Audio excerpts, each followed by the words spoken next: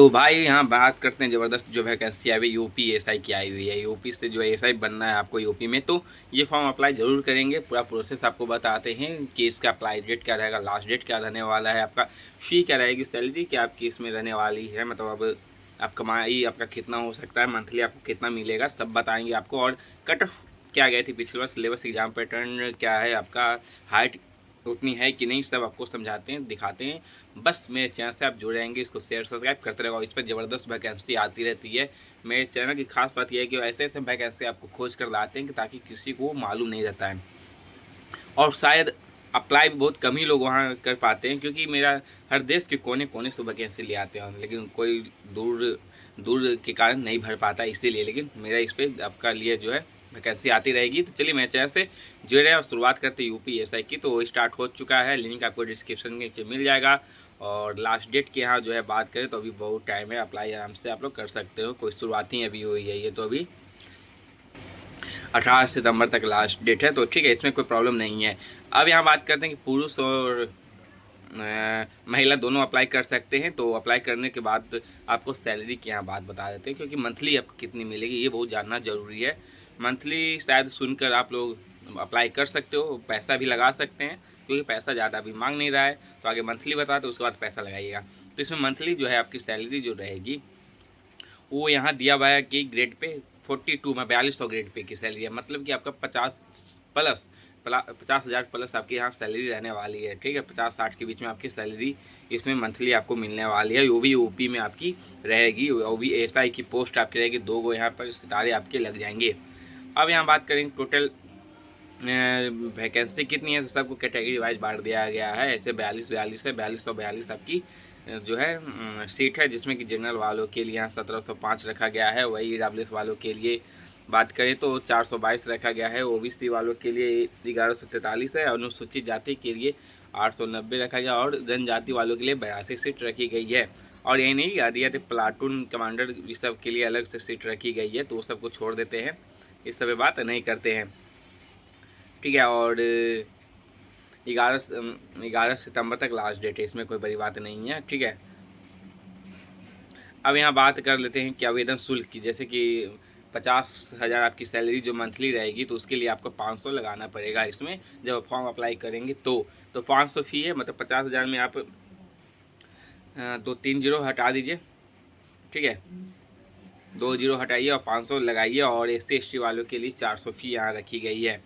मतलब 500 देंगे जनरल वाले, ईडब्ल्यूएस वाले, ओबीसी वाले, और SC ST महिलाओं के लिए 400 है। तो यहाँ पर एक क्या है ना कि ये सही, यहाँ पर यूपी जो है यूपीएसआई के लिए सही किया गया है कि ठीक ठाक है, ज़्यादा भेदभाव नहीं किया गया है। 400 कुछ उन लोग के लिए प्रॉब्लम होगी, लेकिन ठीक ही है ऐसे। लेकिन और अदर स्टेट में देख लीजिए, सेंट्रल के लिए अप्लाई करना चाहते हो तो उसमें देख लीजिए कि जनरल वाले के लिए 1500 600 है, लेकिन वही SC ST वाले के लिए 100 रुपये, नहीं तो कहीं कहीं 0 रुपया रहता है महिलाओं के लिए, है कि नहीं। तो इसमें ठीक ठाक है, 400 रखा है। और अप्लाई सब कर सकते हैं, मतलब बता दे रहे हैं, ऐसा मत समझिएगा कि SC ST वालों के लिए, लेकिन यहाँ कुछ अलग है, कुछ अभी नया किया इसीलिए बताया आपको।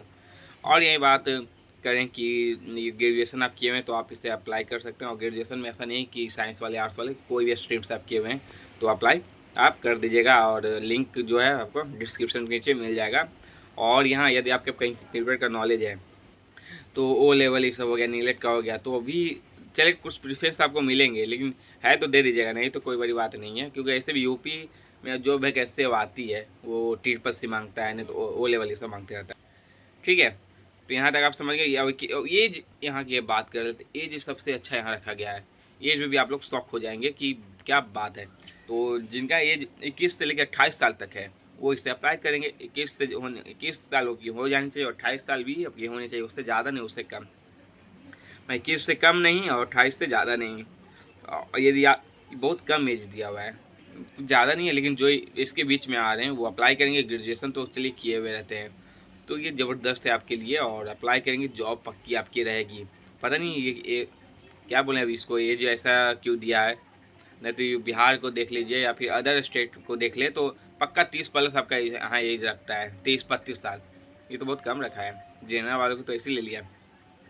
लेकिन ओबीसी को जो प्रिफरेंस, मतलब जो रिलैक्सेशन मिलता है एज में, मतलब ओबीसी का 3 साल का रहता है, SC/ST का 5 साल का रहता है, वो इसमें रहने वाला है। इसका कोई प्रॉब्लम इसमें नहीं आपका है। और एग्ज़ाम सेंटर आपका यूपी में ही रहेगा। यूपी में कहाँ दे दिया ये हम गारंटी नहीं देंगे। यूपी में सारे आपके इलाहाबाद हो गया, आगरा हो गया, बनारस हो गया, ये सब जो आपका हो गया वहीं आपका रहेगा, ठीक है, कहीं भी आपका हो सकता है। अब एग्ज़ाम पैटर्न आपको बता देते हैं। एग्ज़ाम पैटर्न बताना ही बहुत ज़रूरी है, सब कुछ तो बता दिए। तो एग्ज़ाम पैटर्न में क्या है, एग्ज़ाम पैटर्न में आपको सिलेबस क्या, पिछले बार की कटअप क्या रही वो भी बता देंगे। तो एग्ज़ाम पैटर्न आपका इसमें ऐसे मान के चल देखिए एग्ज़ाम आपका होने वाला है। उसके बाद फिर PTUT आपका लिया जाएगा, कितनी हाइट है दिखा देते हैं। तो एक एग्ज़ाम होगा जिसमें कि आपका हिंदी से 40 क्वेश्चन होंगे, GK GS से 40 होंगे, मैथ्स से 40 होंगे, रीजनिंग से 40 क्वेश्चन होंगे। लेकिन 40 क्वेश्चन होंगे और मार्क्स आपके 100 मार्क्स के होने वाले हैं, ठीक है। हिंदी में 40 क्वेश्चन 100 मार्क्स के रहेंगे, ठीक है। उसी तरह टोटल मिला के 160 क्वेश्चन 400 मार्क्स के आपके एग्ज़ाम होने वाले हैं। और यहाँ जो है आपको 400 मार्क्स में पिछले बार के जो कट ऑफ बता दें तो कम, यहाँ 300 जनरल के लिए गए थे, 332 ये सब कट ऑफ गई हुई थी। लेकिन वही 2021 में भी थोड़ा कम था, 300 गया हुआ था। मतलब आपको यहाँ बात करें तो 350 लाना पड़ेगा, कुछ भी करके आपको 350 प्लस आपको आनी चाहिए कट ऑफ, तो आप इसमें जो है क्वालिफाई कर जाएंगे। अब फिर उसके बाद तो सब PTUT दौड़ है, 2 पास हो जाइएगा। ठीक है, आपको 2 घंटे आपको टाइम दिया जाएगा 160 क्वेश्चन बनाने के लिए। तो मैथ में कमांड, रीजनिंग में 40 में 40, हिंदी में 40 में 40, GK में चलिए कम हो गया तो कोई बात नहीं तो ये 3 सब्जेक्ट जो है आपके 120 में से आप 110 ला सकते हो, 115 भी ला सकते हैं। तो आप सोच लीजिए, देख सकते हैं, समझ गए ना। अब यही बात कर लेते हैं कि अब 2 घंटे आपको टाइम जो है दिया जाएगा। अब यहाँ बात आपका क्या करना है, PTUT के लेकर चलते हैं कि हाइट क्या रहेगी आपकी, इसके ये आपको जानना बहुत ज़रूरी है ताकि आगे आप उस क्वालिफाई करें। इसके बाद जब इसमें कट ऑफ में नाम आ गई तो उसका प्रोसेस उसके बाद क्या है। तो यहाँ सबसे पहले ऊंचाई की बात कर लेते हैं।